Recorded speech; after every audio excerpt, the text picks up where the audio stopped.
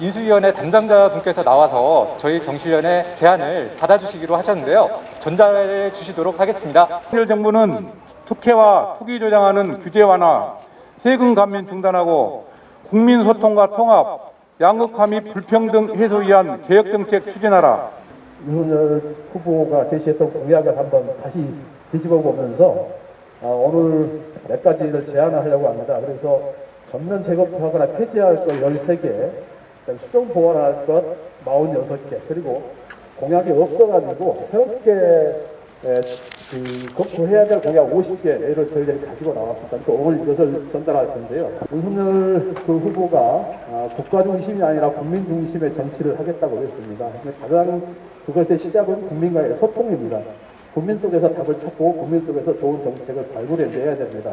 만약에 윤석열 정부가 본인들 당선인하고 그 집권 세력들이 하고 싶은 것만 한다면 반드시 실패할 수밖에 없다. 경실련은 이렇게 판단합니다. 그래서 시민들의 많은 목소리, 이런 정책 제안들을 꼭 수용해서 적극적으로 추진해 주시기를 부탁드립니다. 고위공직자 윤리 강화라는 부분에 대해서 일단 관련 공약이 없습니다. 지금 저희 경실련에서 신규 추가 공약으로 제시하는 부분은 고위공직자, 임대사업자 겸직 금지 및 1급 이상 공직자 다주택 소유 금지, 그리고 공직자 재산 공개 대상을 4급으로 확대하고 고지거부를 폐지하고 공직자 재산 신고 시 공시가격 및 시장 가격을 동시 기재하고 공직자 재산 형성 과정을 공개하고 관련 자료 제출 의무화라는 부분입니다. 두 번째는 이제 인사 시스템 개혁 부분인데요. 이에 대한 경실련의 의견은 다음과 같습니다. 공직자 자질과 도덕성 검증 기준을 명확화하고 철저한 사전 검증 시스템을 구축을 하고 사전 질문지 보강 및 내용을 국회 공개, 이런 것들을 저희가 제안을 했습니다. 그리고 정관예우 방지 부분인데요. 이에 대한 공약도 전무합니다. 그래서 경실련은 변호사의 수임 제한 기간을 퇴직 3년 전부터 근무한 기간이 처리하는 사건을 퇴직일부터 3년 동안 수임할 수 없도록 연장하고 수임 제한 위반 시 형사처벌하는 규정도 마련했습니다. 또한 공직자윤리법상 취업 제한 기한을 퇴직 5년 전부터 취업 대상 심사 기간의 퇴직일부터 5년간 취업할 수 없도록 연장을 했습니다. 검찰의 중립성 강화 부분에서는요, 시스템에 의해서 인사가 이루어지도록 검찰 인사위원회를 구성하고 운영을 완전히 독립하라는 것입니다. 또한 검사동일제 원칙을 폐지를 하고 수사검사 이의제기권 활용 절차를 검찰청법에 구체화하라는 내용입니다. 네, 잘 아시겠지만 2022년 4월 현재 우리 경제의 현실은 이렇습니다.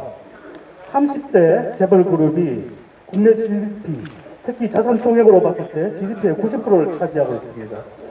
그만큼 경제력이 재벌로에 집중이 되어 있습니다.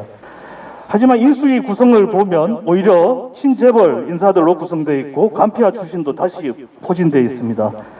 해서 저희는 지금 대통령직 인수위와 윤석열 당선인에게 과감하게 경제정책에 대한 개혁 정책을 추가해 줄 것을 다시 한번 요청드립니다. 특히 재벌 대기업 분야에서 오히려 경제 양극화를 심화시키고 사익 편취를 가중시킬 복수의결권 도입, 그리고 갑 상속공제 제도 확대, 그리고 특수관계인 제도 같은 것들을 이제 완화시키려고 하는 이런 공약들은 반드시 좀 폐기해 주십시오.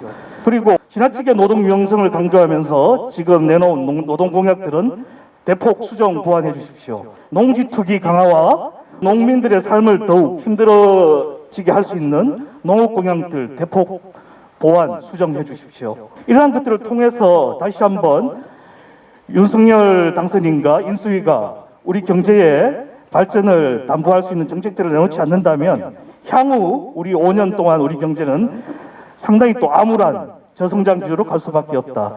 그리고 상당히 이제 재벌 공화국으로서 불공정이 판칠 수밖에 없는 경제로 갈 수 없다.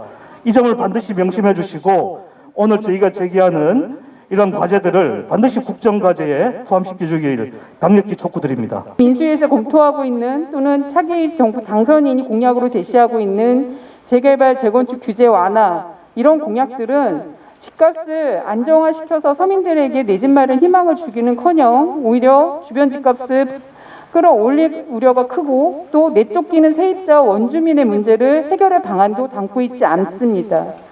공급 물량 확대가 중요한 게 아니라 서민들이 살 수 있는 가격의 공급이 나올 수 있어야 되고 그거는 민간이 할 수 없습니다. 공공의 영역에서 할 수 있는 정책들을 먼저 선행하는 것이 매우 중요할 수밖에 없다. 따라서 재개발, 재건축 규제 완화는 전면 재검토 및 폐기되어야 합니다. 세입자 권리 보장을 위해 도입됐던 임대차법 3법이 문제가 된 것은 결국 졸속 추진의 문제이고 또 다른 시장에 정착하기 위한 보완책이 필요한 것이지 역행하는 과정으로 후퇴하거나 폐지되어야 될 대상은 절대 될 수 없습니다. 이 부분에 대한 검토도 이루어져야 합니다. 당선인이 임기 5년 동안 250만 호의 공급을 얘기하고 있고 그중에 30만 호의 원가주택을 공급하겠다고 하십니다. 근데 이 원가주택의 원가가 얼마인지 국민들이 알 수가 없습니다. 왜냐하면 LH가 원가 공개를 하고 있지 않기 때문입니다. 당선인도 경실련의 원가 공개에 찬성하지 않는다고 입장을 보냈습니다.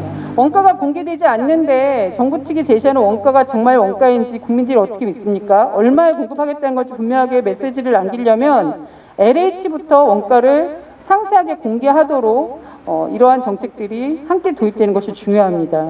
또 하나 새롭게 좀 추가를 해줘야 되는 것 중에 가장 큰 문제는 대장동에서 드러난 것처럼 정부가 강제 수용해주고 인허가권도 다 행사해줬는데 그것이 특혜수단이 되어버렸다는 이 개발 사업의 공공성을 되찾는 것입니다. 그러려면 강제 수용한 공공택지에 대해서는 절대적으로 민간 사업자가 땅을 가져가서 아파트 분양으로 부당이득을 얻지 못하도록 해야 됩니다. 그러기 위해서는 공공택지에 민간 매각을 금지하는 그래야 정부가 약속한 원가주택도 공급이 가능해지는 거기 때문만큼 공공택지의 민간 매각 금지 등의 새로운 주거 안정책도 적극 검토해 주시길 바랍니다. 윤석열 당선인은 구태정책 폐기하고 개혁정책 수용하라! 수용하라! 수용하라!